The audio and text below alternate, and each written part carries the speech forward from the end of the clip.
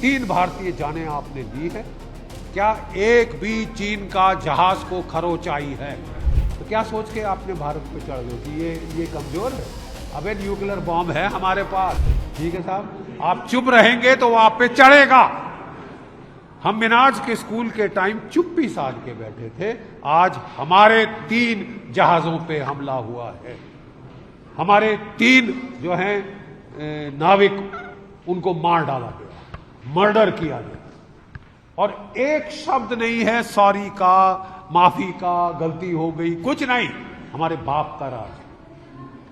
अगर आपके बाप का राज, अगर ये आपका रवैया है तो हम भी इनके साथ खड़े, हम भी ईरान के साथ खड़े।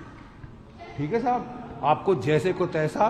भारत के नागरिक ना तो गली के कुत्ते हैं, ना नाली के कीड़े हैं कि वो मर गए तो मर गए, क्या फर्क पड़ता है। रंग में भंग नहीं होना चाहिए साहब। G7 की मीटिंग हो रही है, फोटो ऑफ होने हैं, ये होने, बाहर में जाएं फोटो।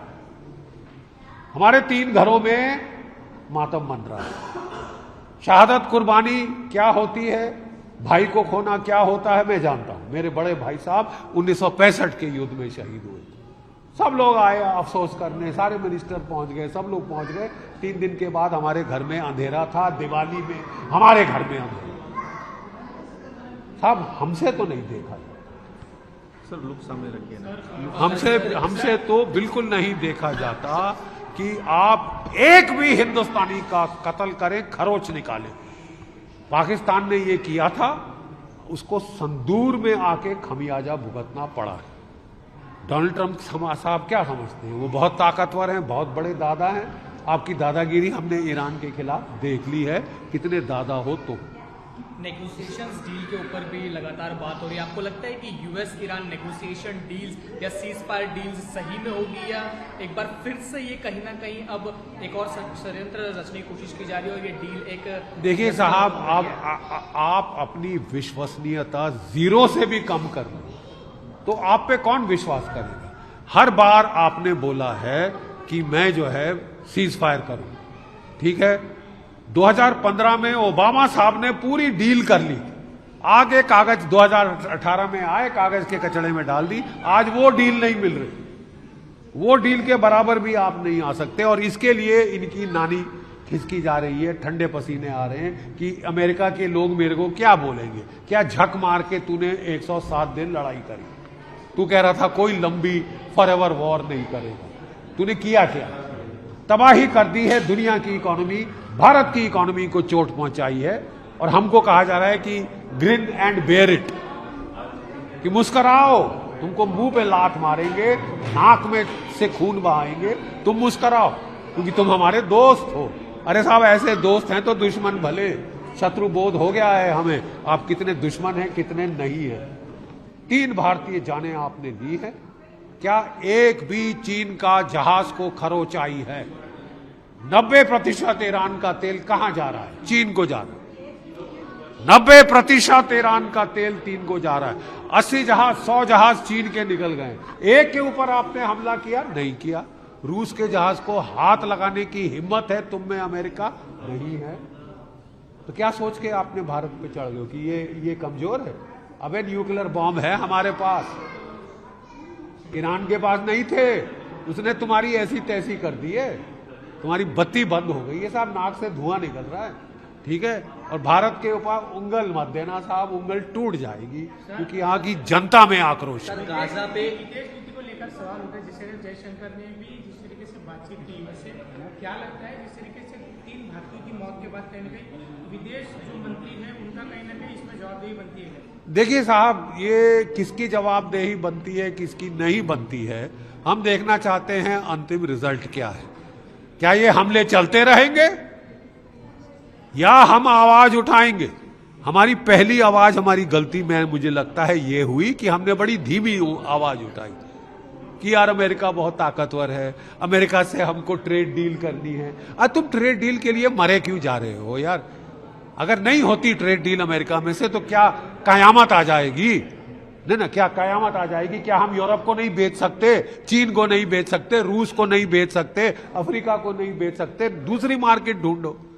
हर दिन ये हमको कोई ना कोई धमकी देना, 50% टैरिफ लगाएगा, फिर सुप्रीम कोर्ट अमेरिका की ने डाउन कर दिया कि केवल 10%, तो 12% हमारे पे और लगाया कि फोर्स लेबर कर रहे हैं। पाकिस्तान में फोर्स लेबर नहीं हो रहा, टेररिज्म आपको केवल ईरान में दिख रही है, पाकिस्तान टेररिज्म नहीं कर रहा। उसके आसिफ मुनीर को गोदी में क्यों बिठा रहे, क्यों उसको उकसा रहे हो पालतू कुत्ते की तरह कि और काटो भारतवर्ष। देखिए साहब, बहुत हद से ज्यादा चीजें बढ़ जा रही हैं और शत्रुबोध हमको अब धीरे धीरे हो रहा है। अगर कई लोगों के आंख से पर्दा अभी भी नहीं गिरा है तो मुझे लगता है कि अमेरिका खुद गिरा है। सर, गाजा में 1 लाख 3 साल से लगातार मौतों का सिलसिला बढ़ता जा रहा है। अभी भी इजराइल जो है गाजा के ऊपर हमला कर रहा है। क्या लगता है कि इजराइल को भी एक इंटरनेशनल टेररिस्ट देश घोषित करना चाहिए? देखिए साहब, मैं सीधी बात कहना चाहता हूं, जब 7 अक्टूबर को इजराइल पे हमला हुआ था, 112 उनके बच्चे लड़के लड़कियां मारे गए थे, कैदी हुए थे, सारी दुनिया की सिंपैथी इजराइल के साथ। अब तब से लेके आज तक 990 दिन हो गए साहब, तुम्हारी लड़ाई का अंत नहीं है। आपके 1200 गए थे तो आपने तो 1,20,000 मार डाले हैं और अंत नहीं दिख रहा ना साहब। तुम्हारी जो सिंपैथी थी वो गई है साहब, और अब आप हमारे सबसे बड़े दोस्त बनते हो और हम लोग भी कदर लिहाज कर रहे थे, अभी तक हम लोग नहीं बोल रहे थे क्योंकि साहब हर लड़ाई में इन्होंने हमारा साथ दिया। सीधी बात, मैं 2 टूक शब्द की मैं बात करता हूं, लेकिन साहब अब आप हमको पेट में लात मार रहे हैं। हमारी इकोनॉमी का भट्टा बिठा दिया है साहब आपने और अमेरिका ने मिलकर, भारत की इकोनॉमी की तबाही की ओर धकेले जा रहा है। हम 7% पर एनम ग्रोथ रेट पे बढ़ रहे थे, 5.9% पे आ गए। 720 अरब डॉलर फॉरेन एक्सचेंज रिजर्व था हमारे पास, आज 550 के करीब आ गए और घटता जा रहा है। 32% हमारा फर्टिलाइजर वहां से आता है, गल्फ से आता है।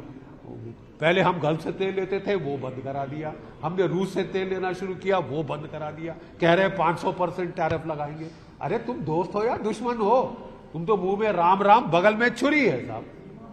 और हम मिनाज पे चुप रहे कि यार वो कहते ना, जब जर्मनी में एडोल्फ हिटलर ने कत्लो गारत शुरू किया तो लोग कहते थे अच्छा हुआ यार मेरे घर नहीं आई जेस्टापो, पड़ोसी के घर आई। ठीक है साहब, फिर उनको पता चला कि कुछ दिनों के बाद उसके घर आ गए। तो यही तकरीबन यही तमाशा हो रहा है। हम लोग चुप बैठे रहे और हमारे 3 जहाजों पे हमले हुए, एक के बाद एक भारतीय जहाजों पे, रूस पे नहीं, चीन पे नहीं, क्योंकि उनसे डरते हैं।